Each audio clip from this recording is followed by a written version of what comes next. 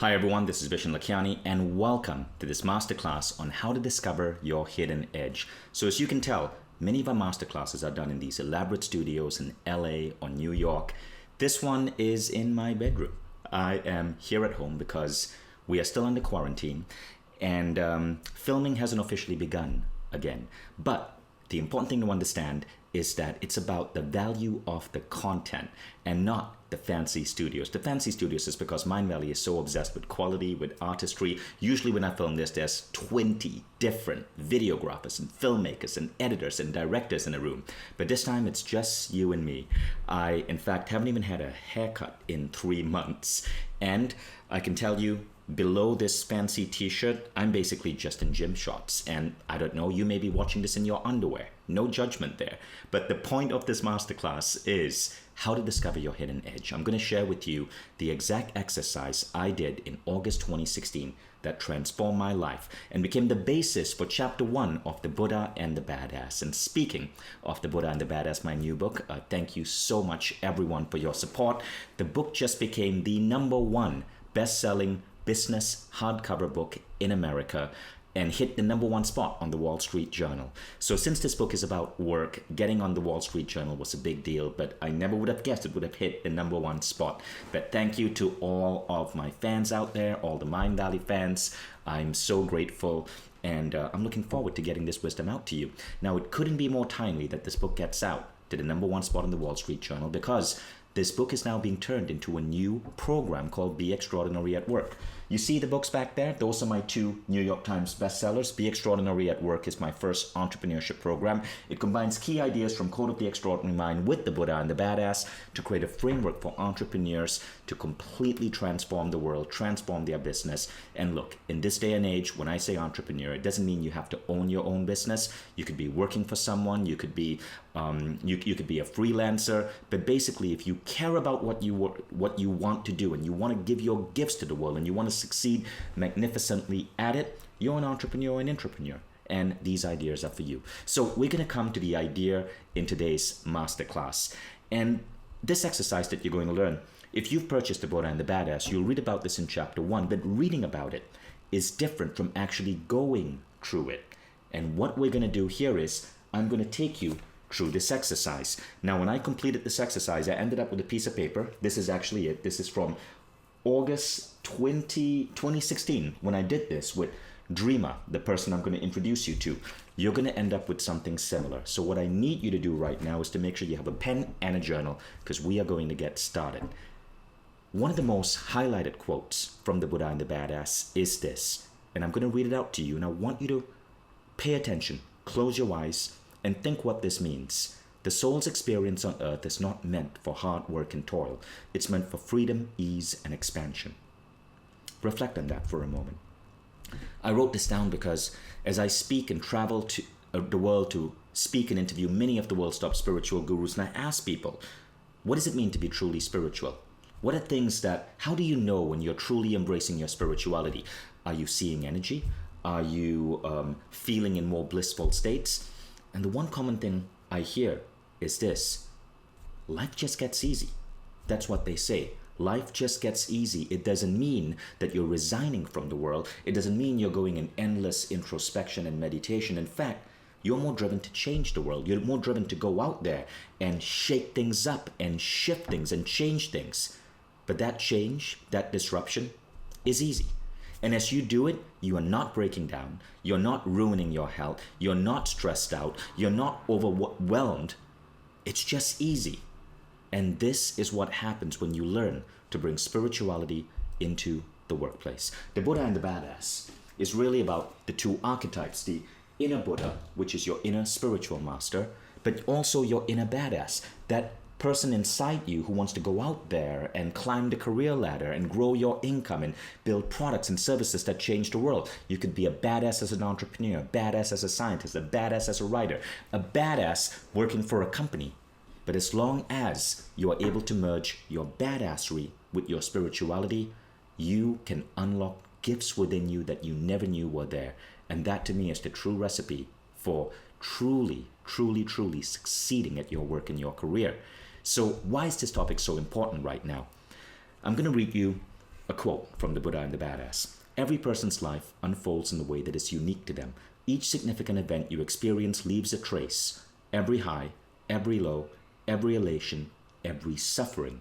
These experiences shape you into who you are meant to be. And when you decode them, you'll discover that the universe has a plan for who you are meant to be. You are here to fill your unique role, career, and mission. Your greatest job is to uncover these unique values, stay true to them, and act from them. In short, everything that you experience in life, what if everything you experience in life is part of a unique plan that creates a unique unfolding of your life that is unique to you? All of us have a unique soul print, just like we have a unique fingerprint. And that soul print is built up by our suffering, by our elation, by our peaks, by our lows. But most of us don't pay any attention to those things. They are part of our history. They are part of our pain. They are part of our past memories. They are part of pictures you may have on Instagram. But what if we can see and connect the dots between these things and uncover why we are here? What if there's a higher power or a soul trying to give you a hint, but you aren't listening? So, in both my books, I coin a word called the beautiful destruction. And the beautiful destruction is this. You see, I believe that there are two parts to who we are. There are two parts to you. There's your conscious mind, and then there is your superconscious. The superconscious is a word that psychologists and people who study spirituality often refer to as the soul. And I believe that both of these have to be in alignment. Now, many people are so stubborn that they refuse to listen to their soul, and instead they follow what everyone else is doing. They become outputs of a giant human photocopy machine. They follow the ideas, the beliefs, the career path, the methodologies, the systems of people generations ago without questioning these things. But every now and then, our soul decides, okay, I can't let so-and-so go down this path. I need to give them a hint. And that's when your soul breaks something. That's when you might end up in hospital. But from that time in hospital, you discover that you need to take a complete new look towards your health. Or maybe a business goes bankrupt. Or maybe you lose your job. But through that failure, you understand what to do in your next career, in your next business. Maybe someone breaks your heart. But because of that, as painful as it is, you understand how to show up in your next relationship. What if all the pain we experience in the world is nothing more than a beautiful destruction brought on by our soul to set us on the right path? Michael Beckwith, who is one of my favorite spiritual philosophers, a man I refer to in both books, he talks about this philosophy from Zen, Satori moments and Kensho moments. He says we can grow through Kensho, which is growth from pain, or we can grow from Satori, which is growth through insight. So Kensho moments are growth from temporary pain. If you look at this graph over here, you'll see the Kensho moments. These are when there's a dip in your quality of life. But notice after every dip, you bounce back. Think back. Pretty much after every suffering, something made you stronger. But at the same time, what if you could bypass the suffering? What if you could tap into intuition, into insight? That's a Satori moment. You are growing through insight. Now, as you grow in your self-awareness is often moving towards a life where Kensho is guiding you, to where Satori is guiding you, where you are so in tune with yourself that you're growing through insight and not pain.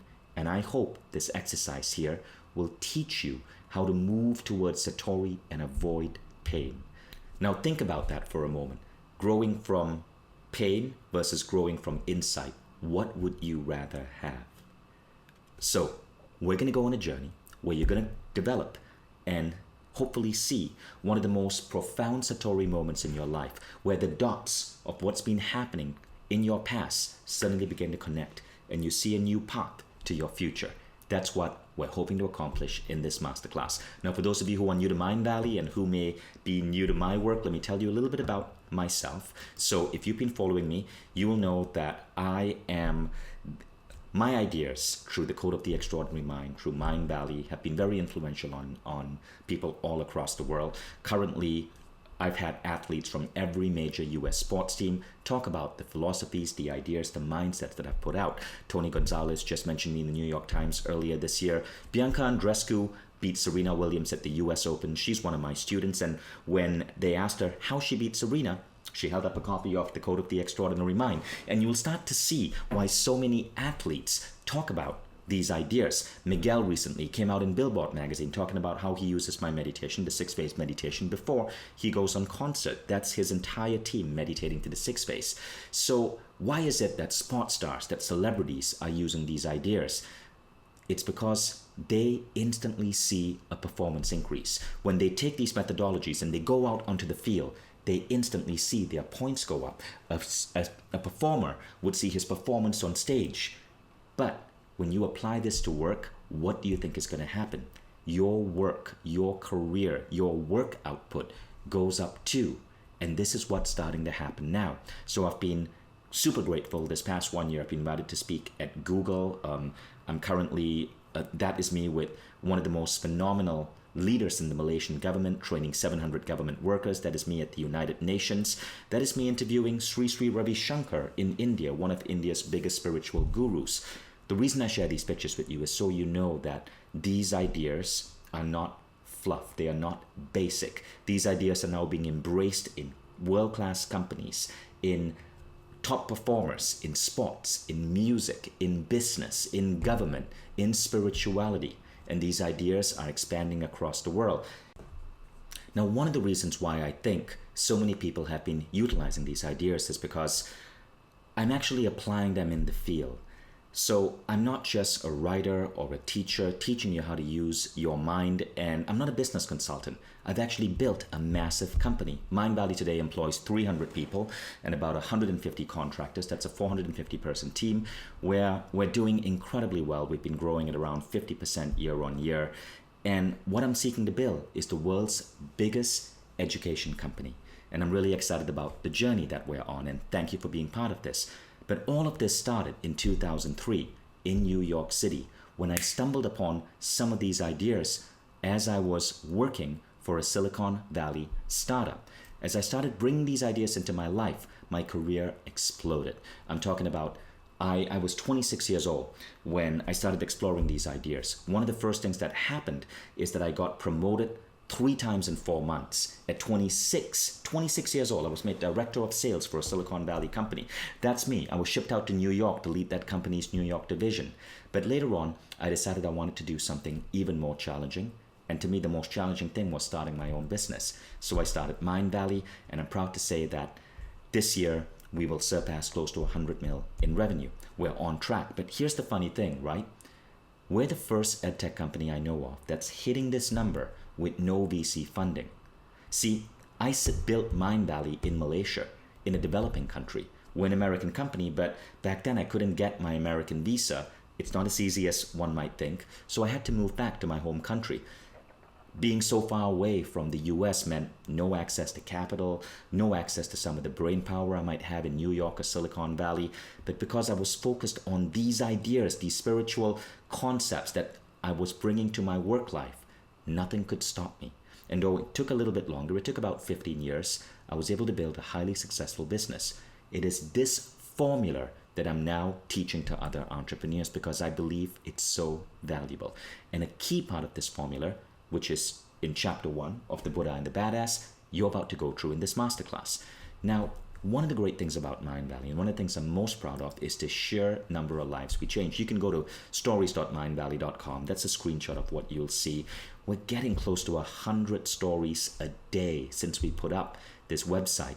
These are stories of all the various Mindvalley teachers and the lives that they have transformed. And if you want to hear about the impact that my particular teachings are having on people, just go to that link down there and you can see I'm about to hit 1,200 stories. Probably I'll hit that number today. And most of the stories from my students have to do with applying the mind to transforming their work and their career, because that's what I'm excited about. I am excited about spiritual truth, but I'm mainly excited about taking spiritual truth and applying it to what you do, combining the Buddha and the Badass. So go check that out if you've never heard of me and you're curious how powerful these ideas are, because I want you to understand and I want you to be fully committed in this class. So let's begin. While I got to build an incredible business, it wasn't always easy. a few years ago, I was on the verge of bankruptcy. And this is what happened. And I share this story in my book. What happened was I was having a phone call. It was 11 p.m. in where I was at in Malaysia. And this phone call was with Sri Kumar Rao, the famous MBA professor living in New York. Rao, he had been teaching classes at Columbia, at London Business School, at Kellogg, an incredible teacher who taught classes on personal mastery. Rao would combine the lessons from ancient spiritual teachers and bring it into the modern MBA program. So we were just having a regular conversation about, I forget, maybe he was coming on my podcast or something. And Rao, being as observant as he is, after the regular business part of our conversation, he said, "Vishen, is everything okay?" And I knew he had detected something. Maybe it was my voice. Maybe it was the way I was on the phone call. But I knew that he could tell I was in pain. You see, what I hadn't told Rao is that the business was losing money. I was struggling. I was doubting myself as a CEO. I felt I was failing. I was going through a really difficult thing, a really difficult period, because I was in the publishing industry back then. And due to new technologies, the publishing industry was being absolutely devastated. And Rao listened patiently to my pain. And he said, "Vishen, can I read you a poem?" And in my mind, I'm thinking, okay, this isn't the time for poetry. I just want to go to sleep. But out of respect, I thought, all right, I'll listen to Rao. And he read me this poem. "When I run after what I think I want, my days are a furnace of distress and anxiety. But if I sit in my own place of patience, what I need flows to me, and without any pain. From this I understand that what I want also wants me, is looking for me, and attracting me. There is a great secret in this for anyone who can grasp it." He then asked me, "What did that poem mean to you?" And I'm like, I want to know what that secret is. And Rao told me, "It will come. You will start to understand this." Now, I didn't understand it then, but I was to understand it. And today, I talk about this poem with so much love. I'm going to come to what that great secret is, but I want you to reflect on this poem. What do you think this poem is about? Now, just a tip. I put this poem in chapter 1 of my book, and I close Buddha and the Badass with this poem. It is that significant to me. This poem was written in the 13th century by Rumi. Rumi was an Afghan refugee. He was fleeing the Mongol invasion, and he had moved to a city called Damascus in Syria. Damascus had become like sort of a center of spirituality in the 13th century when all of Asia and the Middle East was being gutted by the Mongols. And Rumi was a teenage boy back then, but he would write this poem later in his life. Now, I didn't get it back then. I'd been studying the mind, I'd been studying meditation, but I didn't get that I was using my mind to push, to force things, to try to make things happen. But there is a second level, and this is the level that Rumi is talking about, where you stop running after what you think you want, but instead you sit in your own place of patience, and what you need flows to you without any pain. In the modern Western world, this philosophy is often called the philosophy of surrender, popularized by the book The Surrender Experiment. Now, how do we get into this stage where what we truly need just flows to us? I didn't understand it, and I didn't know how to get there. But I started to see, okay, maybe what I was chasing wasn't what I really needed. How could I sit in my place of patience, listen to my soul, and let the direction I'm meant to be on come to me? I didn't get the answer until several years later. And when that answer and that methodology came to me, everything shifted. It is that methodology that I'm going to teach you here today. So first, I want you to commit. What I'm going to teach you is a powerful technique. I am not kidding when I say that this is the most valuable piece of paper I have in my life. And I'm not kidding when I tell you that once you discover this methodology, your life is going to shift. But I must give you a warning. You might experience the beautiful destruction, which means some aspect of your life as you know it today that isn't serving you is going to get destroyed, so that you can be oriented on the right path. And you must be ready for that. Now, I can promise you this. The beautiful destruction, if you experience it, will be temporary pain for a lifetime of greater bliss and fulfillment. Embrace it. But as you do this exercise, insights, ahas, revelations are going to come to you. And I want you to commit that you are going to listen. So place your hand in your heart and mentally say, I commit to going on this education experience with you, Vishen. Ready? Now, let's start with a quick survey. To truly transform, you must be able to compare the person you were with the person you have now transformed into. And so I'm going to ask you to do this quick survey. And at the end of this masterclass, and probably a few weeks from now, you're going to actually go back to this survey results and you're going to see how much you've grown. Okay, so take out a piece of paper or your journal and you're going to write down and rate yourself on the following 8 things. These are the 8 things that happen when you go through this methodology. The first is, how aligned do you feel you are with your purpose? Do you feel that you know exactly why you were born, exactly why your soul is here, and that you are living that purpose? Rate yourself from 1 to 5, 1 being poor, 5 being excellent. Number 2, how happy are you with your ability to grow and expand your influence? Do you wish you could reach more people? Or do you find that your skills, your qualities, the knowledge that you're putting out is getting to as wide an audience as you want? Number 3, improving your company culture or your team culture. How amazing do you feel at work, working with your team, running your company? Or do you feel that your team stresses you out? Do you feel that, there's bad energy or bad vibes in your workplace? Rate yourself from 1 to 5. Number 4, your growth mindset. How happy are you with the strength of your growth mindset? What this means is that, are you growing every single day? I think of growth mindset like this. Grow so fast that your friends who haven't stayed in touch have to get to know you all over again every 30 days. This means that every 30 days, you are seeing the world in a radically new way because you are growing that rapidly. Number 5, bigger and bolder. Thinking bigger and bolder. How happy are you with the size of your dreams? Can you see yourself as being one of the world experts in whatever you do, say in the next 5 years? How big can you get with those dreams? Number 6, self-awareness. How aware are you of what's going on inside? How aware are you of your emotions or your thinking? People who practice meditation say that at a certain point, they experience something almost called the two-mind effect.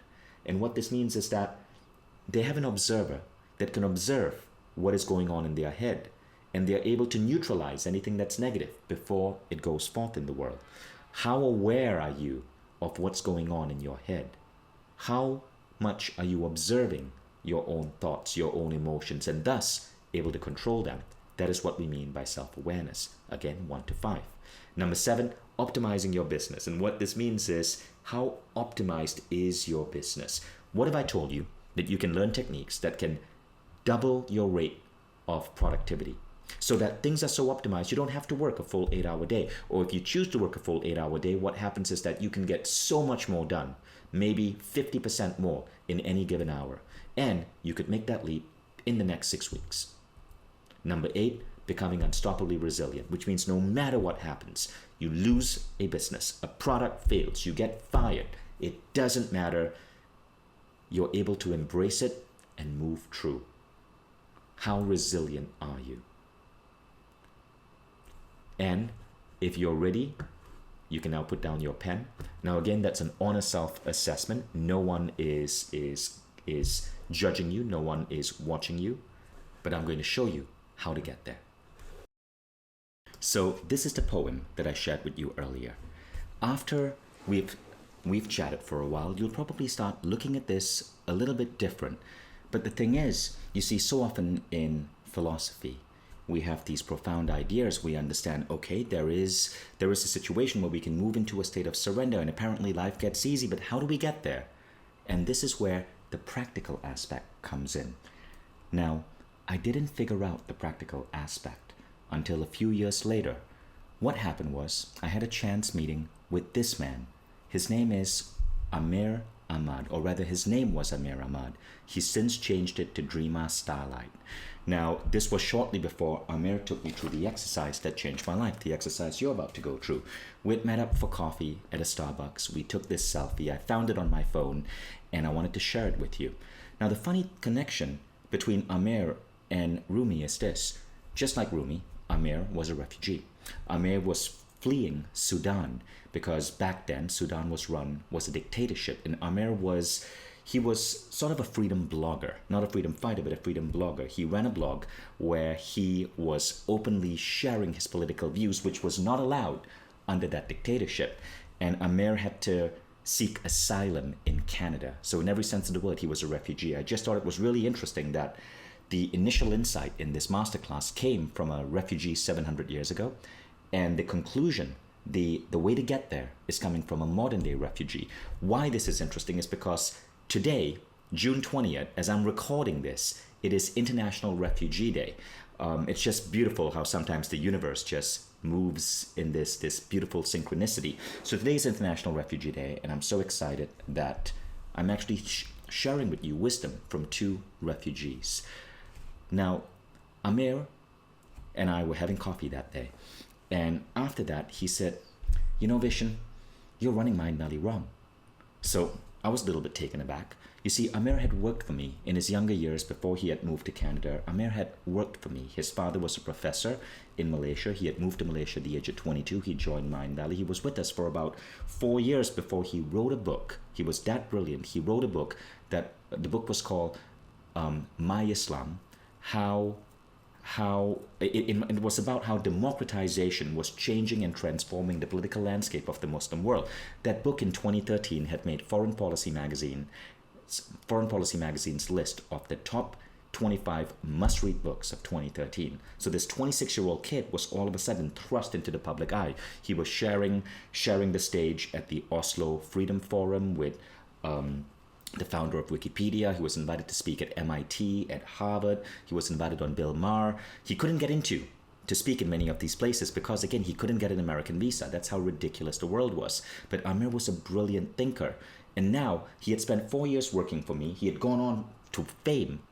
And now we had come back to reconnect for coffee. He was now in his early 30s, perhaps, somewhere around there. And he had the chutzpah to tell me that I was running my business wrong. So obviously, you know, when somebody tells you that, you feel a little bit resistant, but then he slowly peeled back the layers and he made me do the exercise that would change my life. You see, what Amir pointed out to me is that I wasn't running a business based on why my soul put me here. I was chasing what I thought was the acceptable path to success. In fact, I was chasing so bad, and all of us are chasing goals, ideas, visions that are coming to us outside ourselves from what in my book I now call the culturescape. You see, I was running Mindvalley, but at the same point, I was trying to fit and run the business in a way where society told me it was acceptable. And it wasn't working. Amir pointed out to me that I was neglecting my own inner values, and he introduced me to this idea called the soul print. And then he took me through the exercise where I discovered my soul print, and it was so profound. I went back and I changed the entire company, and I changed how I showed up in life, and I changed how I was communicating. And you could say this was a coincidence, or maybe not, but from August 2016 to today, the company started growing at the fastest rate ever, 50% year on year. And it was truly remarkable. I want to share something with you.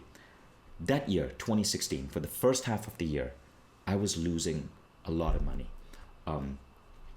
And you see, something had gone wrong with part of our technology. We were using an email service provider that got acquired by a bigger company. To not go deep into technology, let's just think of it as the connections, the pipes broke, and our emails were not being delivered. Our customers were not aware of what offers, what products, what masterclasses were out, and it was devastating. We were bleeding money every single month.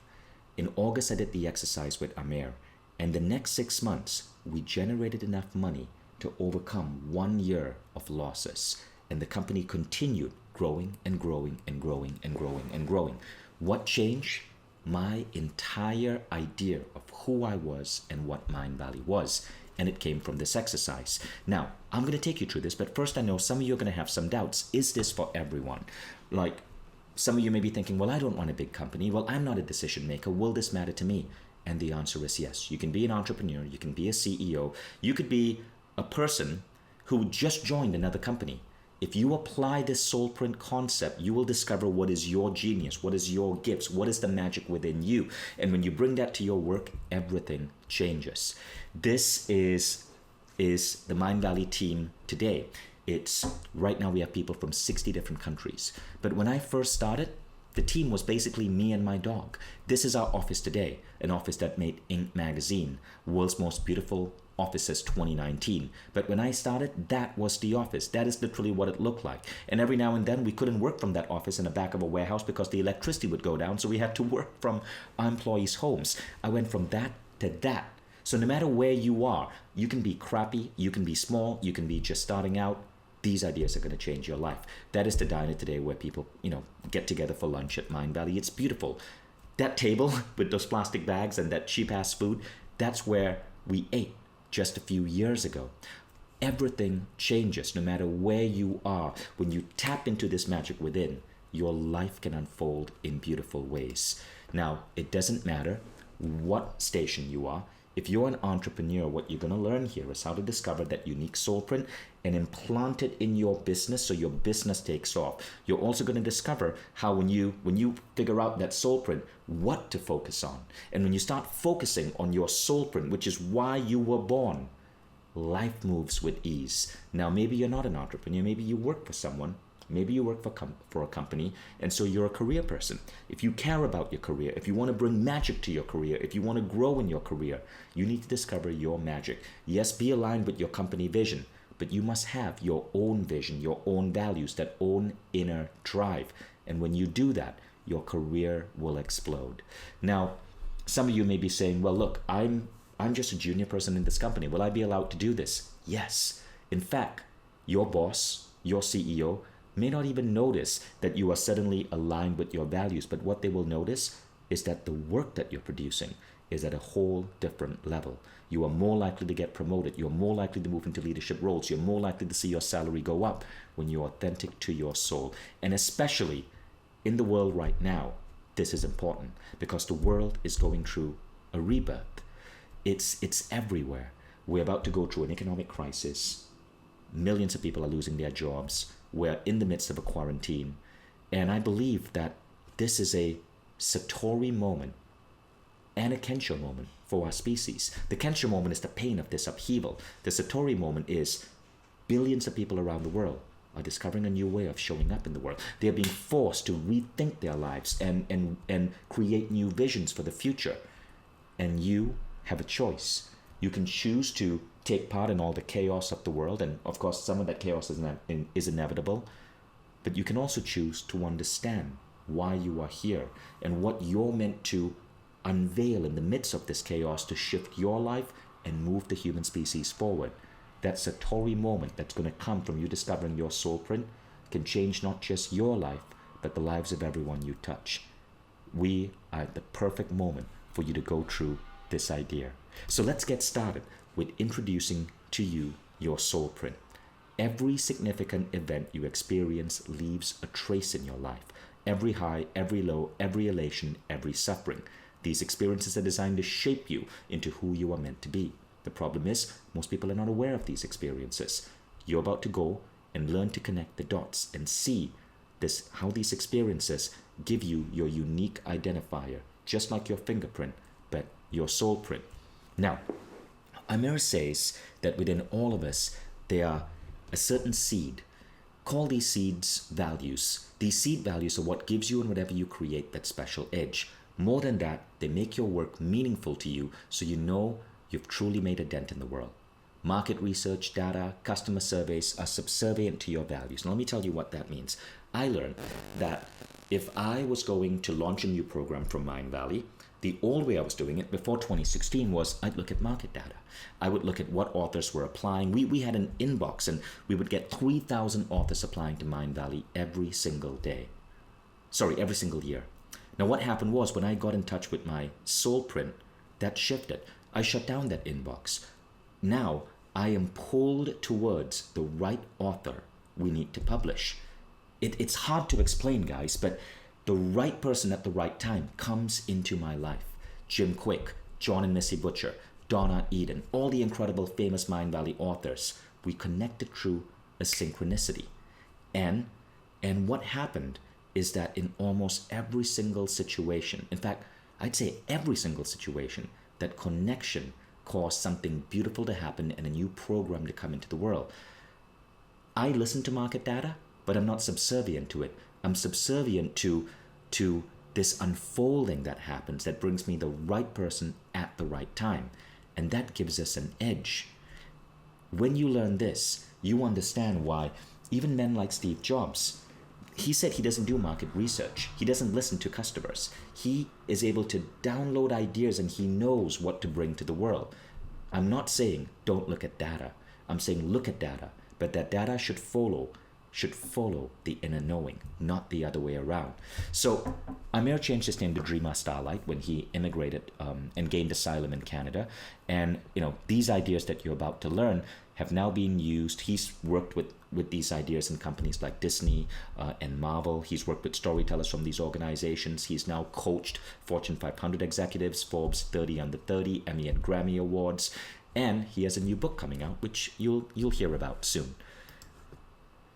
What Amir explains is that the first step is you must understand the difference between organizational values and foundational values. So now this particular part is for the entrepreneurs who are listening. You see, many entrepreneurs, and I made this mistake. I openly share this mistake in my book, Buddha and the Badass. I talk about how when I was starting out Mindvalley, I didn't really understand the concept of values. I read about an exercise that Tony Hsieh at Zappos did, where he brought all his people together and he had people come up with the values, right? The values of the company.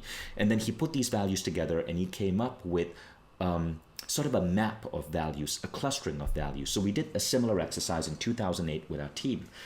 Amir was part of our team back then, so he had observed that exercise, and we came up with what we called 10 values for the company. These included things such as turn customers into raving fans, always innovate, kick serious ass. Yes, that was actually a value. I evolved through learning, and so on. These were the clusters that my team back then came up with. It was around 20 to 30 people. I forget the exact number. What I realized is that these organizational values have a place, but what was missing was my foundational values. You see, as Amir explained, if you're an entrepreneur, what if you were chosen to start a particular business? What if the universe chose you to birth something new to the world? And what if the universe had been seeding you all along with the right insights, the right qualities, the right values to put into this creation? But what if you weren't listening? Turns out I wasn't listening. I had a set of values across my life that had been put in me. These were put in through Kensho moments to wake me up to certain things I had to infuse into my creation Mindvalley. But I wasn't listening. I was only paying attention to the organizational values, which was a fun exercise for my team, but wasn't really the point of Mindvalley. Now, Amir explains it this way. What you're seeing there is an image of the U.S. Constitution. He said, the U.S. Constitution is sacrosanct, and throughout history, it is only amended after significant measures for major important reasons, unforeseen or blatantly ignored by America's founding fathers. Okay? Now, he says, your personal foundational values are the Constitution. Organizational values are like the laws passed by Congress. What this means is that your foundational values, which is coming from your seed as an entrepreneur, the seed of your soul, this is your constitution. These nobody gets to mess with. This is what you infuse into your company.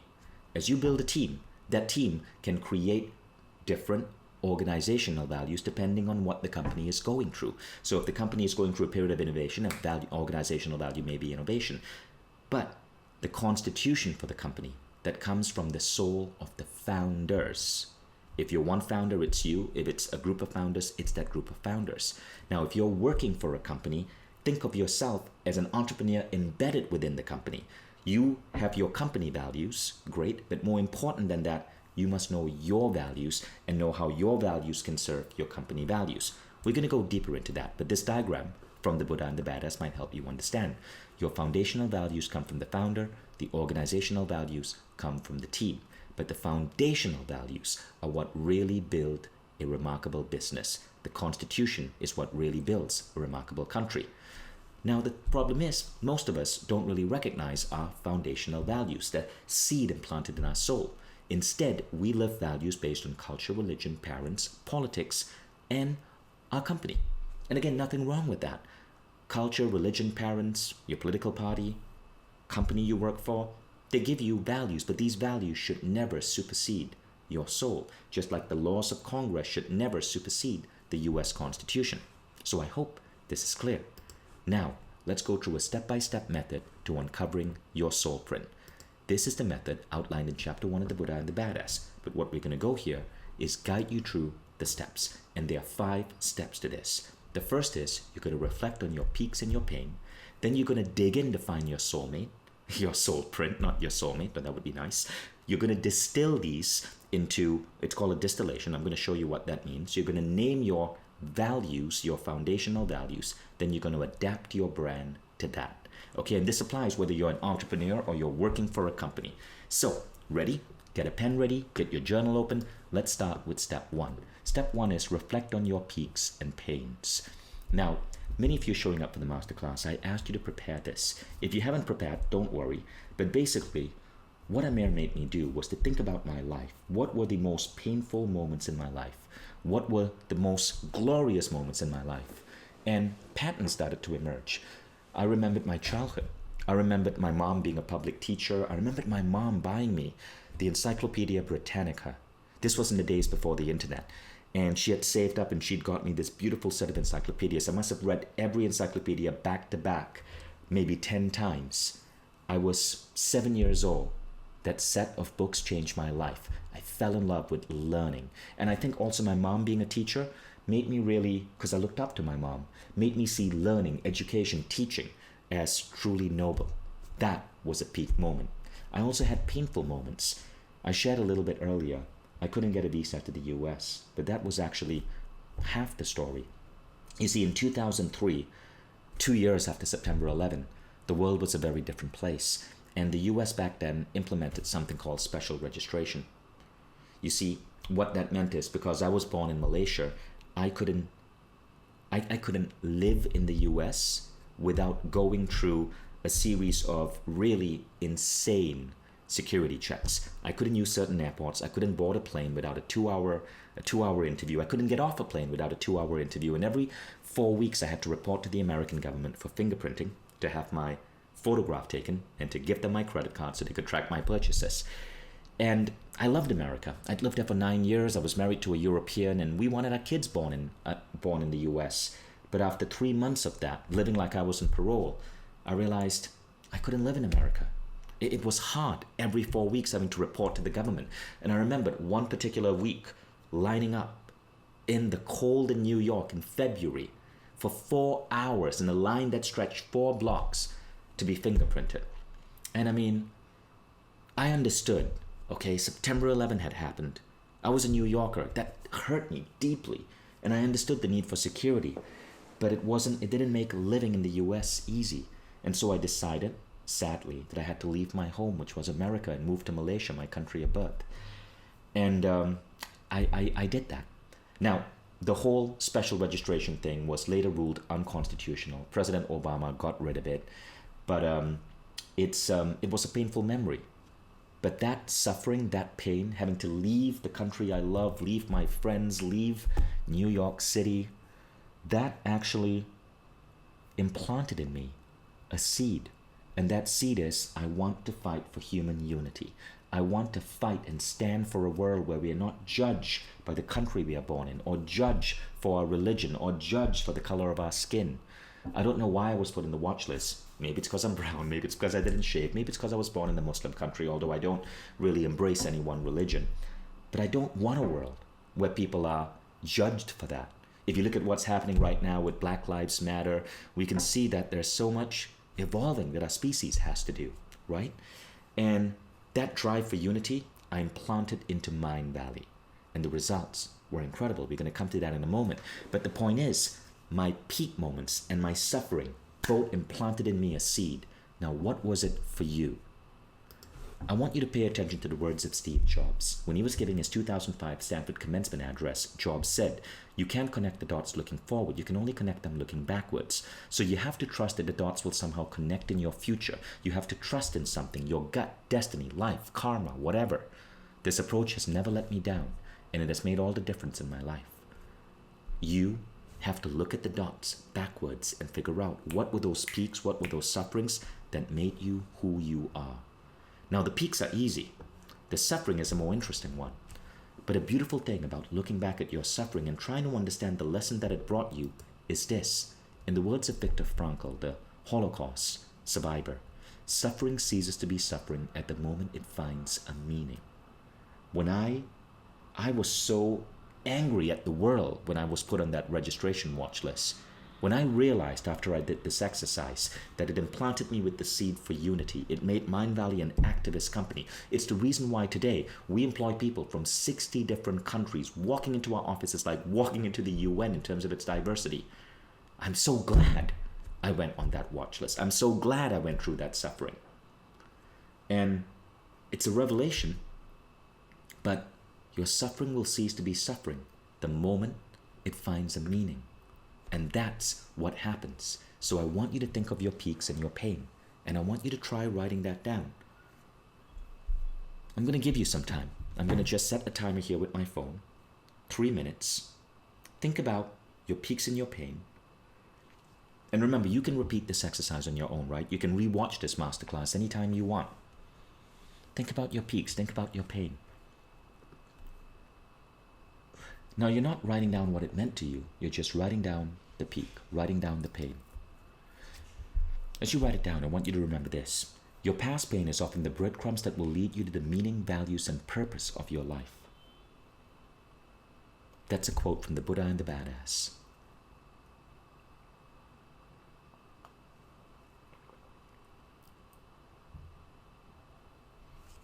What were the most joyous moments of your life? Now, if you already did the exercise, awesome. Try going deeper. What other painful moments, what other peak moments do you have?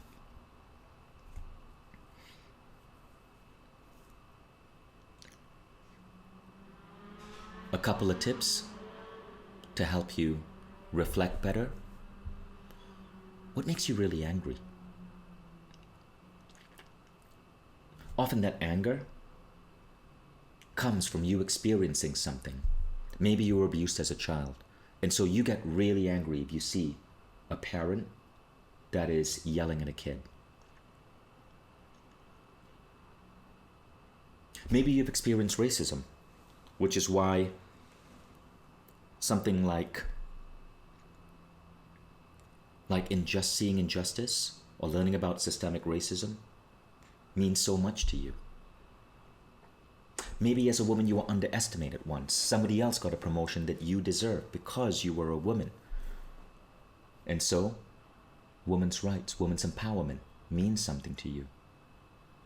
Your anger will often help you discover what was your past pain.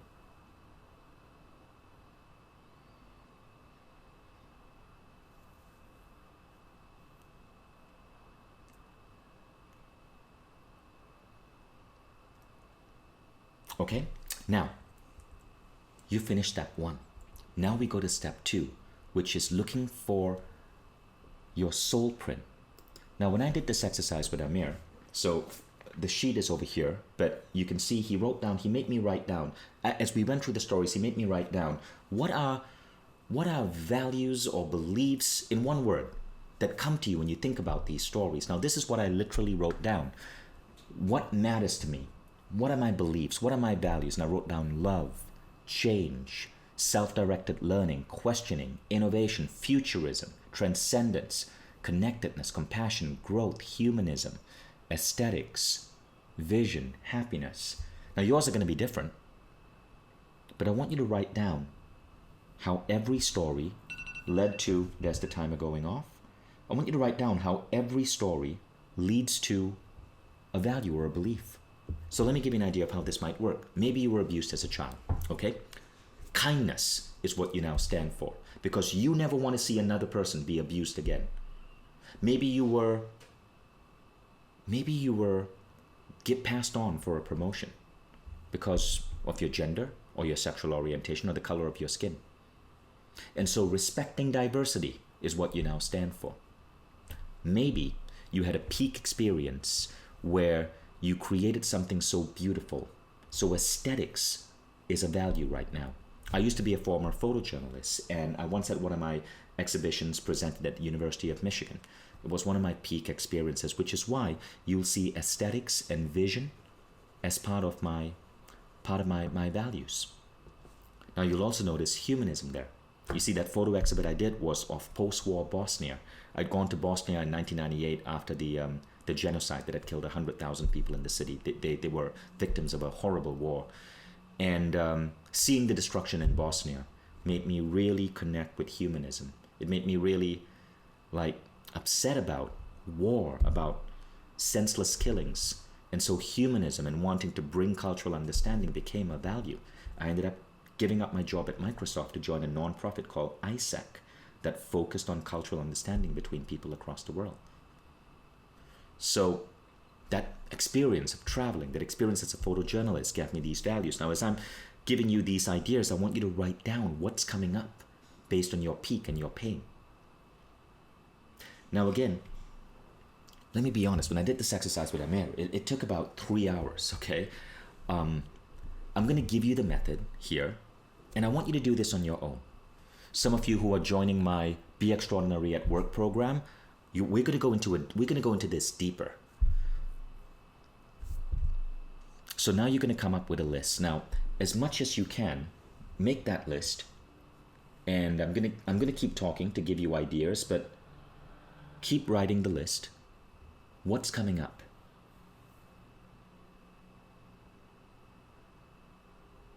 Okay, your list may be 5, it may be 10, it may be 15. Don't question yourself.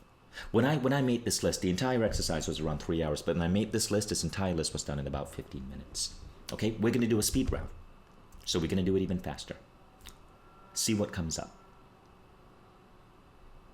You may not discover all your foundational values in this masterclass, but if you discover just one, it's going to be a great guiding point for you. Okay, so obviously you now have a list. These lists represent your soul print. These are patterns of your soul, imprints on your soul based on what you've experienced in life. And now we come to step 3, which is distillation. So this is what Dreamer made me do next. He made me look at all of this and cluster them. So what I did was I added a 1, a 2, a 3, a 4, or a 5 next to each of these. So for example, here's what the clustering looks like, okay? So transformation got a 1. I put it in bucket number 1. Transformation is very similar to growth, which I put a 1 next to growth. I put a 1 next to self-directed learning. I put a 1 next to transcendence. All of these relate to growth. I put a 2 next to compassion, connectedness, humanism. All of these relate to unity. And then I saw that there was a cluster related to creation, to change, to building, questioning, futurism, innovation. This is like the engineer in me. I gave that a 3. And then there were a couple related to love and happiness. Literally, love and happiness. I gave that a 4. So this is called clustering or distillation. You now want to put a 1, 2, 3, 4, 5 and try to put these values into buckets. Now, sometimes, so go ahead and do that now. Now, sometimes we apply different words for values that we actually have in common, right?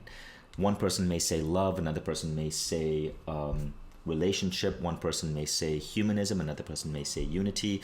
It doesn't matter how the world defines it, it's how you define it. Cluster it based on your definition. To me, for example, change, aesthetics, vision, innovation kind of mean the same thing. Humanism, compassion mean the same thing. Words are often, we often have our personal connection to certain words. So again, you're going to add a 1, a 2, a 3, a 4, or 5. Now, when I did this, I found that there were certain buckets that had a lot of words. Amir told me, Dreamer, sorry, I sometimes refer to him as Amir because that's the name I knew him at, but I forget that he changed his name. I mean, I remember, but I'm so fond of him, and we had such a long history. So forgive me there, Dreamer, if you're watching. But Dreamer made me choose the buckets with the most number of words. So in mine, it was values related to innovation, values related to unity, and values related to self-growth. 3 is good. Those 3 are what you're going to focus on. So you guys ready? And again, don't worry, you can go back to this after the masterclass. I just want you to try to cluster a couple of things together for now so you at least get a sense of how the methodology works. And now you finish step 3, distillation. Now we go to the most fun step, naming your values. I love this step. Now the names I chose for those 3 clusters are unity, transformation, and envisioning. So you see these values related to self-growth. I decided to choose the word transformation because I felt that encompassed everything. These, I choose the word unity because I felt unity was really what I was saying when I put down connectedness, compassion, and humanism. And for these, I decided to invent a word. The word I liked was envisioning. Envisioning. And that's how I came up with these 3 words, unity, transformation, envisioning. You are going to create your own version of these words. And then you might write a definition of it. This is how I defined it. So when I chose the word unity, I wrote it into a we type definition because obviously I lead a team and I wanted to infuse this into my team. If you're a freelancer, if you're a business of one, if you're working for a company, then this would be your statement. You don't have to write the statement. Writing the statement is just something you may want to do. But as long as you understand what the word means through that process of distillation, you're good. So what I came to understand is that I'm a fierce believer in diversity, humanism, environmentalism. I believe we as the human race are in an evolution towards a better future together.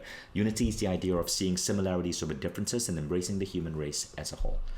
And this is why, if you've been following Mindvalley, you realize that we've released so much content based on unity. For example, on International Refugee Day, June 20th, we released an interview with a Syrian refugee.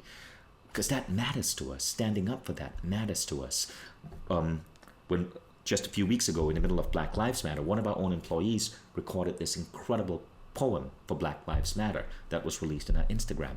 Unity is such an important value. And if you walk through our office, we have such a massive area of diversity. As I said, 60 different nationalities in one office now. Now, the next one is transformation. Now, again, as I'm explaining to you mine, think about yours. Transformation to me is about making yourself the best person you can be through conscious self-evolution. Personal growth should be the most important thing in your life. Your personal growth comes before everything else. And the final one for me is envisioning, which means constantly reinventing ourselves to create a better future for us and the customers we serve. So we are always innovating, creating, inventing. For example, the Mindvalley app and our tech, right now it's accelerating so fast. Every month there's a new feature, there's a new, and some of these features are radical. We're going into augmented reality, we're going into machine learning, we're going into AI, all in the next 12 months because envisioning is part of our DNA. Now, what is it for you? Okay, so at this point, you have started to name these unique foundational values. And now we've finished step 4, naming your values. Now we come to step 5. Now step 5, I didn't even have a chance to cover in my book, but I want to show you what happens in step 5. Once you understand these values, you infuse them into your company or your brand. With Mindvalley, I made these values the core values of Mindvalley. If you go to our website, careers.mindvalley.com, you'll see how these values are reflected everywhere. Unity represents what we stand for. It represents what we put out. If you go to the homepage of Mindvalley, you will notice the diversity. If you watch videos on Mindvalley, you'll notice that around 5% of the time we talk about relationship, we will show an LGBT couple, because that's unity. It's embracing diversity. We reflect diversity in everything we do. It's part of that key value. That's adapting it to your brand. Transformation, obviously, because we're a personal growth company, and envisioning is that other unique aspect. Envisioning is where we are constantly evolving and innovating. The biggest complaint I was getting from employees who would leave Mindvalley is that you change things too fast. I can't deal with this change. And at first I thought I was wrong, and then I realized no. Change is one of my values. Constantly reinventing myself is one of my values. If I don't change, I die. If Mindvalley didn't evolve, we would have died out like many other publishing companies who were at our level 8 years ago. But we succeeded beyond our wildest dreams because of that innovation. So today on our website, we say, look, if you're joining Mindvalley, you got to be prepared for rapid change. If you cannot deal with change, this isn't the company for you.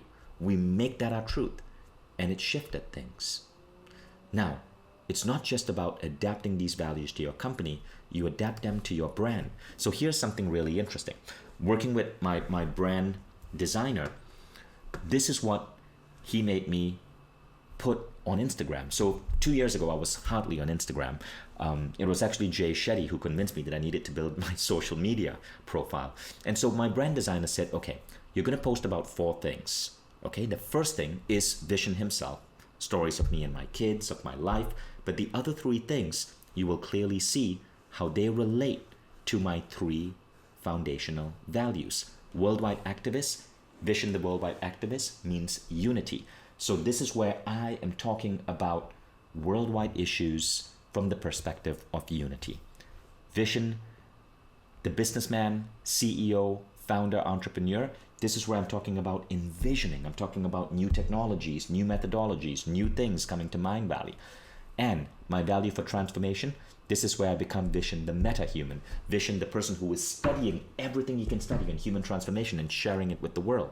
So you see, every value gives you an identity. And if you're on social media, if you're branding yourself on LinkedIn, if you're branding yourself within the company, if you're going for an interview, you talk about these things. You say, look, this is what I believe, this is what I stand for, this is who I am. So today, if I was applying for a job, let's say I didn't own Mindvalley, the 4 things, the 3, other than being myself, the 3 things I'd want to bring out in that interview is, I'm passionate about transformation and I need to learn and grow. I'm passionate about creating things and I need to be in a position where I can invent, and I'm passionate about unity. It's important to me that the job I take is in a workplace that truly embraces diversity and that the company stands for the betterment of the human species. So you can bring this into your social media. This, for example, is an image.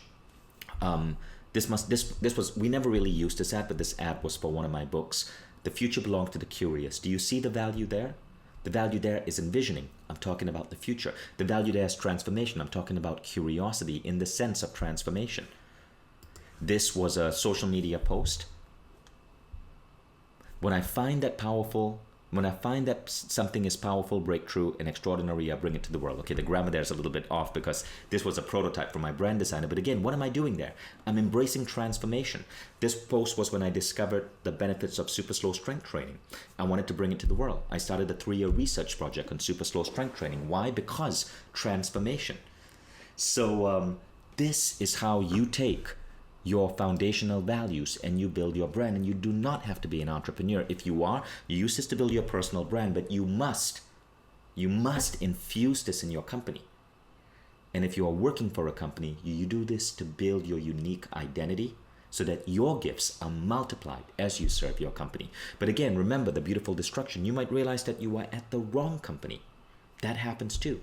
And so your soul, listen to your soul, because that might allow you to move on to where you're truly meant to be. But now you have successfully discovered how to find your soul print. So let's recap. You reflect on your peaks and your pain. You find your soul print by going through and listing your values and your beliefs. You go through the process of distillation. You name your values and you adapt to your brand. And now you understand the hidden forces guiding your decisions. Let's go back to that Rumi quote. What I found is that when I sit in my own place of patience through my lens of unity, transformation, and envisioning, what I need flows to me and without any pain. I changed the nature of Mindvalley. We were doing many different things. I made us focus just on transformation. I had projects in all sorts of different apps and other entrepreneurial ideas, and I couldn't understand why they were failing. When I did this exercise, I understood my focus is transformation. When I focus on transformation, things are going to work out for me. And so I shut down other businesses. In some cases, I gave up my equity. I had a business on the side that had released $2 million in funding from Intel Ventures. I gave up my shares in that business because it didn't deal with what I really cared about, transformation. And so I was able to suddenly get clear on why I was here. Now, the other thing is that I was always like so driven by unity, but I was never really speaking up. When I understood that unity was my value, I insisted that Mindvalley becomes an activist company. In 2017, 1 year after I did this exercise, I changed my title to CEO Activist. And what this means is that I was clear that Mindvalley will never sit on the sidelines. We will always stand for what we believe in, driving towards unity. Now, when I made that decision, a lot of people thought, well, you're going to lose customers. It turns out customers loved it. 75% of consumers in America said they want CEOs and companies to take a stand. But you can't just randomly pick a stand. You got to go deep and understand why you are born, identify the right stand, and when you infuse that in your company because you genuinely believe it, magic happens. So I hope I've given you an idea on how to gain meaning through your suffering and thus make your suffering disappear.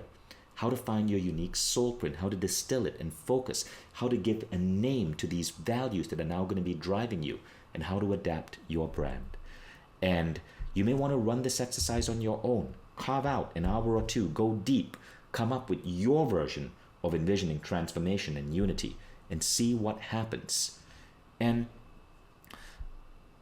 I want to share with you this quote. I was reading the book, Steve Jobs by Walter Isaacson. And this idea, this quote about Jobs stood out. At the root of his reality distortion field was his belief that the rules did not apply to him. He had evidence for this. In his childhood, he had often been able to bend reality to his desires. He had a sense that he was a chosen one. He thinks that there are few people who are special, like Einstein and Gandhi and the gurus he met in India. And he's one of them. I remember reading that in 2011 going, wow, that's really powerful, because Steve Jobs, he was able to pull off some incredible things. He was the most famous CEO, probably the most significant CEO of our generation. But he was also a mystic. And I wondered, what was Steve's secret? What was the secret of his reality distortion? What was the secret of bending reality? By the way, the word bend reality is used 3 times in that book. And now I think I get it. I don't, or at least I have a theory on what Steve Jobs was doing. Jobs was so true to his values, so remarkably true to his values.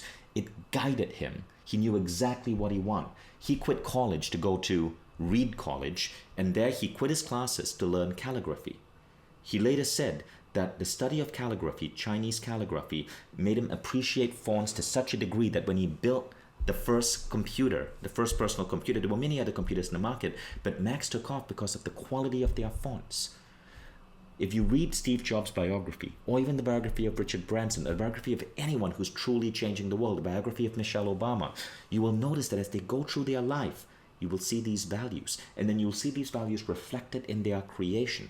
That, I believe, is the secret of bending reality. It is the secret of the reality distortion field that Jobs spoke about. You see, we don't just bend reality by focusing on our wants. We bend reality by focusing and understanding our true inner wants, the wants from our soul. When we are pursuing the wants from our soul, life becomes easy. When we're pursuing wants from outside us, sometimes our soul has to pull us back, and it feels like an uphill climb. And this, my friends, is the message I want you to understand. So let's go into some advanced techniques, right? Now, if you like this idea, here's some advanced techniques that I'm now teaching at Mindvalley as part of my new program for bringing spirituality to entrepreneurs, to career people, to anybody who wants to completely transform their life.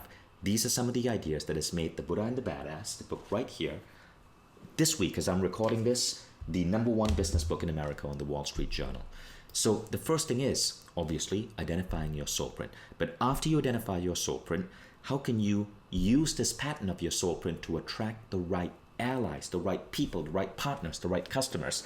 You can do that and create magnetic attraction. Remember I told you how I shut down my author department where we were getting 3,000 applications to be a Mindvalley author every year.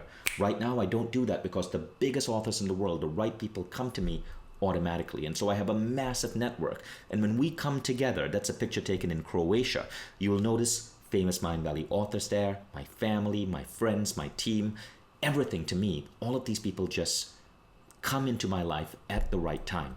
The second thing you learn is how to spark deep connections with these people and create win-win relationships. One of my authors texted me in the middle of this masterclass saying, hey, look, I booked this hotel for this event and I had to cancel due to quarantine and I'm about to lose 100K and it's going to be really tough. Can you support? Instantly, I said, you don't even have to ask. I'm going to make this happen. I'm going to support you and your team. And I know that author would do the same thing for me. In all of my relationships, it's win-win. We don't keep score. It's instant win-win, and I connect deeply. When I show up in a city, my customers, my ex-employees, my friends, celebrities, people, famous athletes who are using Mindvalley all come together in my Airbnb or my home, or they give me a home because of the value of these deep connections. But that is because I'm radiating this directly from my core values, and that's what you're going to learn.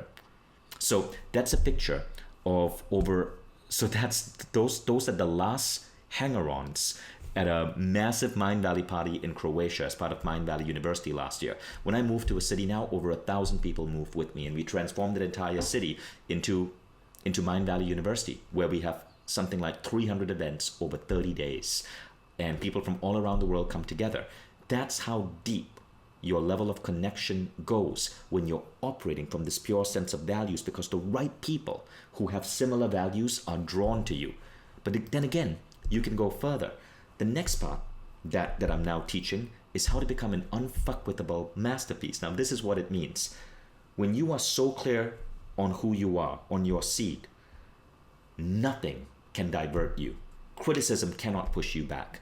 You don't need praise to move forward. You are driven from an inner drive, from an inner power, and you're able to accelerate towards your goals with no distraction. Nothing stops you down. I use the word unfuckwithable masterpiece because unfuckwithable means you can't be fucked with. Nothing can stop you down. Masterpiece means you are unique in your own life. There is no one else like you. There may be people who share one or two values, but there's no one else exactly like you with that exact set of values, and you become a true masterpiece of a human being. Now, when you do this, a unique side effect is immunity to overwhelm. That's a speech I was giving just a few months back before COVID-19 hit. And you can see I'm talking about how to develop immunity to overwhelm. Did you notice Steve Jobs was CEO of two companies, Pixar and Apple? Elon Musk, SpaceX and Tesla. The world's top performers multitask, but they are immune to overwhelm because they are so clear on who they are, and they are using, in my opinion, they are using forces that normal people do not use. You can learn to do this too. Next, you find your mission, your stand, and the power of boldness. As you see your success rate going up, what happens is that you're able to tackle bigger and bigger and bigger and bigger and bigger things. I look at it this way. When your soul sees you're listening to it and you are doing exactly what you are here to do, the universe passes you bigger and bigger challenges. And that's when your vision expands. But not only does your vision expand, it becomes easier to move towards that vision. Then we come to this. Moving from vision to execution with OKRs and OODA looping. These are some of the most powerful business tools I found to take those big visions and translate them to reality. OKRs, it's what Google uses, it's what Intel uses. OODA looping is a unique spin on a famous methodology I learned at Singularity University that I use to run my entire personal growth empire effortlessly. And I'm teaching that too. And finally, the concept of visionary leadership and activating your new identity. How do you just transform yourself into a new, more powerful version of yourself every month? And how do you create visions so bold you can lead the world with those visions? That is what I'm experimenting with right now. Mindvalley has hit an incredible success rate. The next thing is, as you'll see, we're going to go public on the NASDAQ. And so I'm upgrading my sense of identity to be the founder of a NASDAQ listed company, and I'm upgrading our vision so that we can be one of the most successful edtech companies on the NASDAQ. And you're going to see that happen over the next couple of years. But again, it's coming from this philosophy, these ideas which I'm slowly bringing together and teaching on this new class on Mindvalley. So I'd like to invite you to check this out. And by the way, read about what other people are saying about these ideas. Go to stories.mindvalley.com, and you will see thousands of stories from my students from my first program, Be Extraordinary, which was based on ideas from the Code of the Extraordinary Mind. My new program is called Be Extraordinary at Work, and it's based on ideas from this. And so I'm really excited to bring this new program to the world, and I want to invite you and give you a chance to enroll in this. The program is going to be starting on July 2nd. So I'm going to tell you a little bit more in a moment, but first, I want you to know this. At this point, you have two parts. You can take everything you learned here, and you can go deeper, refine your seed, understand those values, apply that to your business, and I'm sure you're going to be very successful. But you can also take a different part and decide that you want to go for full mastery. And here's what that part looks like. It's a path of living up to your true potential, understanding just how much power you have within you and being able to unlock that. It's the part of being able to thrive at work and life. This means that as you multiply your impact on your work, you thrive in both areas. I'm not talking about work that breaks you. I'm talking about where you actually get healthier, younger, happier as you're doing this work. You get to expand your network and impact thousands of people. I look at my life and I'm shocked at the number of followers, the number of people I'm able to impact. But it wasn't always this way. I had to find that seed within me before I could expand my influence. And you're going to learn the same thing. And finally, and this is one of my favorite things, people who study this program report that they can do 50% more for every hour they work. What would that mean to you? If I could show you how if I could show you how for every hour worked, you could do 50% more, what would that mean to your job? Well, for starters, it'll mean that what would previously take you 60 minutes would now take you 40. It would also mean that in an 8-hour day, you'd be able to get home in 6 hours. But of course, people like you'd probably work the entire 8 hours, but it's just that you'd be doing 12 hours of work in 8 hours. And so you have more time for holidays, more time for relaxation. But again, knowing the people watching this, you'll probably use that to just build and grow your impact. But think about the edge that's going to give you.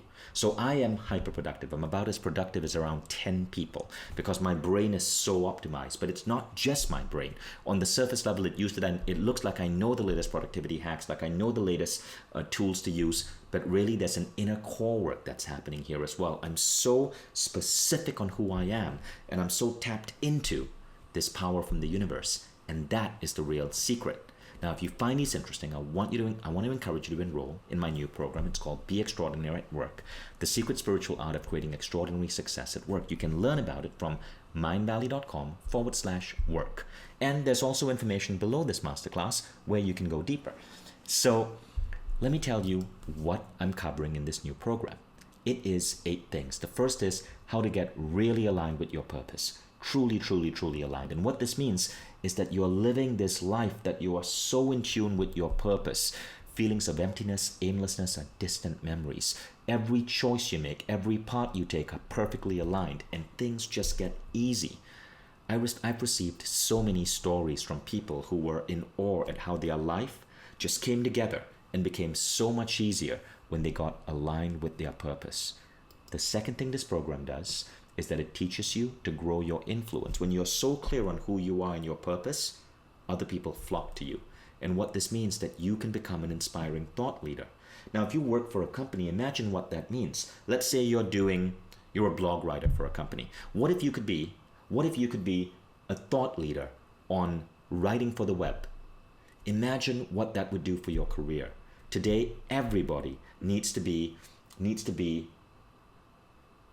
even if you're working for a company, I believe everybody needs to make a brand for themselves, especially in an uncertain environment like what we have right now. That is the path to security, to growth, to wealth.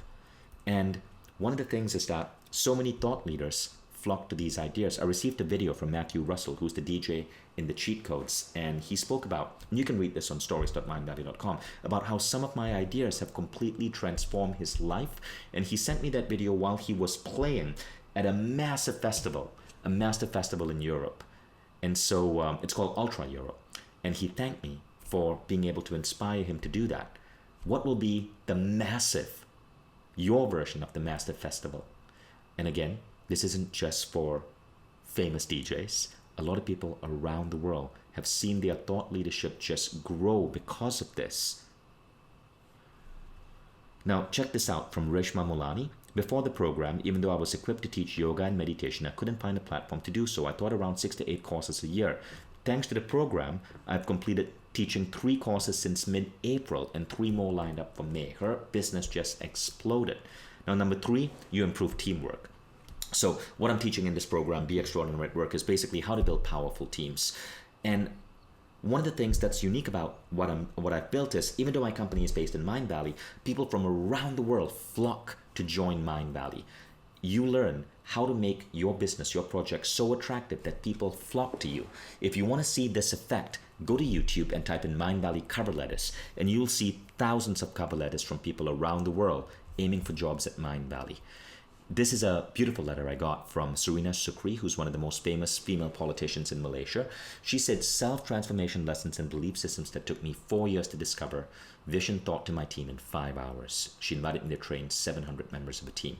This man, Glenn Middelhoff, who is in the Netherlands, raved about how his team culture changed when he applied these ideas. So not just you grow, but your team grows. Number 4, you learn to strengthen your growth mindset. What this means is that you're constantly growing and evolving. You become the best version of yourself every single day. You're getting better and better and better. Most people stagnate. You end up in a perpetual cycle of growth. And this growth isn't just in your career. It's in your relationships. It's in your happiness. It's in your health. Again, so many letters we get from people who are amazed at how they do this because they want to improve in their career, but every aspect of their life grows. 5, you learn to think bigger and bolder. This is where you're so tapped in. You know the forces you have. You're able to handle massive projects effectively, and you're playing a bigger game in every way. And when you start playing that bigger game, your business grows, your income grows, your career grows. This is Marsha Wakar. She was just listed in the Forbes 30 under 30.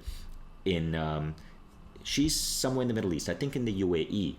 And in the picture, in Forbes, she said she posed with a picture of my book, The Code of the Extraordinary Mind, because of the impact it had on her. Will you be in a Forbes 30 under 30 or 40 under 40 or some other business list? But that is the kind of stuff that happens when you truly learn to tap into these forces that our education system never teaches us how to use. Number 6, you enhance your self-awareness. And I defined what that meant earlier. You're so aware of what's going on in your head. You can optimize your thoughts. You've progressed far beyond questioning yourself or your choices. You're now applying your skills towards the most high-impact projects and pursuits, feeling deeply fulfilled and at ease with the path you've chosen. Once again, so many stories from people who have accomplished this. Number 7, optimize your business. What I'm going to teach you here is how to basically make your business run like a machine, so it is so flawless and easy for you. And what this means is that your business is thriving, profitability goes up, you're getting more done in less time, your business is more scalable. And a lot of personal growth teachers actually have used ideas that I've designed in their own business. This is just a couple of them. And even if you are working for someone, check out this from Yo B Yen in Singapore. She said after taking this course, she overhit her sales targets by 10%. Not only did she hit her target, she was 110% above her target. And finally, all of this teaches you to become unstoppable. Think about what that will mean in your life. It means that nothing can stop you. Nothing can slow you down. You just progress beyond your wildest dreams. And that's really what I enjoy teaching students. So if you found these ideas interesting, if you want to go deeper with me, Be Extraordinary at Work is my new program on Mindvalley. It is actually the most advanced program Mindvalley has ever produced in the sense that it's not a traditional quest like we normally do. It's coaching. So I'm going to be coaching you over 6 weeks. We're going to be getting on calls twice a week for 6 weeks, July 2nd to August 11. And this is how it works. Okay, so July 2nd to August 11, 11 a.m. Eastern Standard Time, which is 8 a.m. Pacific Time, 11 p.m. if you're in Hong Kong or Singapore, and I'm sure you can do the conversion if you're in Europe. Every Tuesday and Thursday, we'll be taking calls. Now, you'll be participating in these calls on Zoom. There'll be a facilitator there. Each call is 60 minutes. It's 20 minutes teaching, 10-minute discussion. 20 minutes teaching, 10-minute discussion. These calls are fun. All the calls are recorded, so if you miss a call, it'll be available for you in your Mindvalley app. You don't have to worry about that, and you own these recordings for life. Discussions will be happening in our online community, so you'll have a lot of amazing people to interact with, and I'm frequently there posting and sharing insights. And finally, in these 6 weeks, you'll be given things to directly apply to your life and business. And this is where the change happens. Now, I want to share something really beautiful with you. This program started out because I was asked to teach a class to CEOs in Marina del Rey. That's the actual website. It was called Becoming Superhuman at Work. It was a 2-day seminar. It was priced at $3,995 for CEOs. And it was at the Ritz-Carlton in Marina del Rey.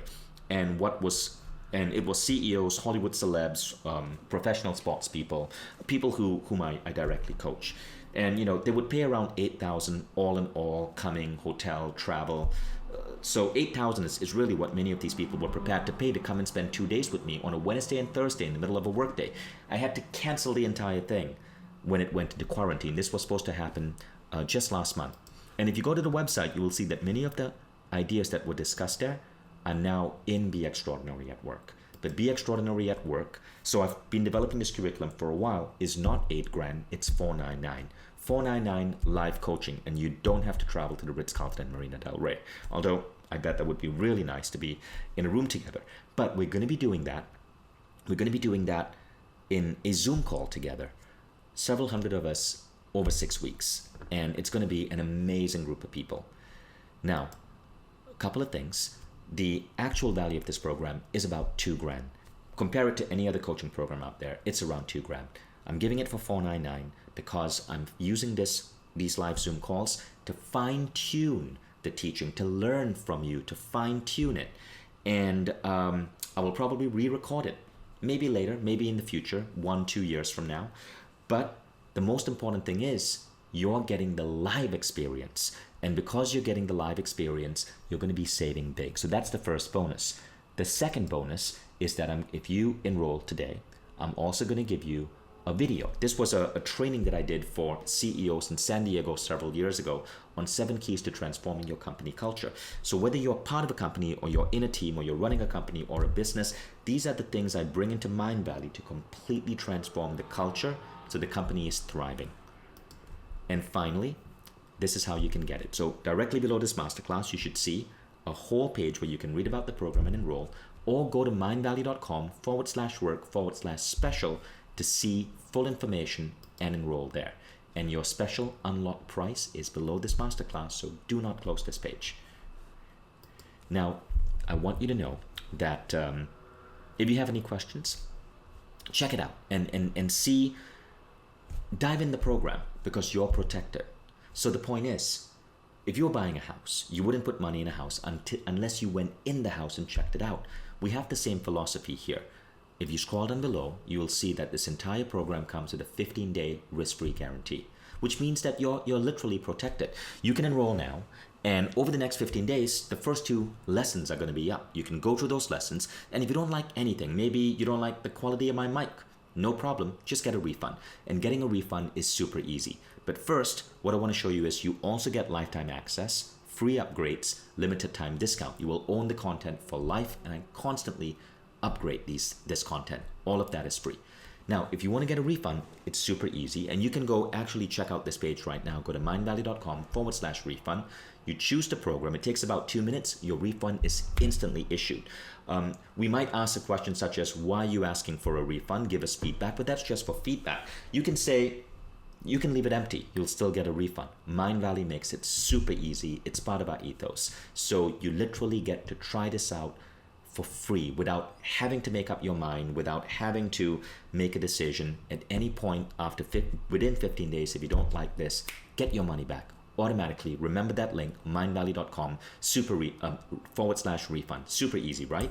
Now, when you sign up, you're going to get a welcome guide that'll explain exactly how to use the system. So you don't have to worry about anything. It's really, really, really clear. And as you scroll down below, you can directly enroll. Just look at that enroll option. Now, some of you may want to enroll with Mindvalley Quest All Access. Quest All Access means rather than get just this program for $4.99, you want to unlock everything in Mindvalley, and we make that a no-brainer. For $5.99 a year, so this is an annual subscription, all of Mindvalley, every quest is unlocked for you, including this program. Now, this is only available now. Every quest is unlocked for you, including this program. So this program is not, because it's live coaching, it's not part of Quest All Access, but we'll bundle it in. So you can, so for just $100 extra, build every year, $5.99, you get a full Mindvalley subscription. And again, you can cancel anytime. Quest All Access is truly remarkable, and I think you guys are going to love it. And finally, if you want to get your team onto this, if you want to get, say, you have 4 or 5 people in your company, maybe 100 people in your company, we want to get them on Quest All Access, or you want to get them on Be Extraordinary at Work, email betterteams@mindvalley.com and we'll sort that out. Okay, so again, scroll down below, you'll see the order menu. You can enroll for $4.99. You're going to get a welcome email. And at 11 a.m. Eastern Standard Time, July 2nd, we'll be in a Zoom call together. And your life is about to go through a massive transformation. And one of the things which I can say is that you will see your productivity go up by at least 50% in 6 weeks. At least 50% in 6 weeks. And this program is going to change the way you work. It's completely going to change the way you work. In fact, I want to add this. If your productivity doesn't go up by 50% in 6 weeks, directly email us. Email us directly. I'll give you my email. It's hellovishen@mindvalley.com, and you will get a refund, a full refund.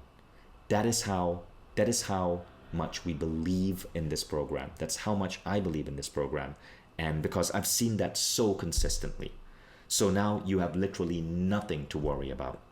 Okay, so scroll down below and enroll. And I recommend you take the all access option because it's such incredible value. As you go through Be Extraordinary at Work, I'm going to be, of course, dropping in ideas from so many different Mindvalley philosophers and teachers. All of their programs are now going to be open to you as well for just an extra $100 a year. Think about the value for that, right? So all access includes 40 programs, all unlocked on the Mindvalley app. And you're really, really, really going to like it. If you want to go deeper in that, go to mindvalley.com /access to read about that and what it includes.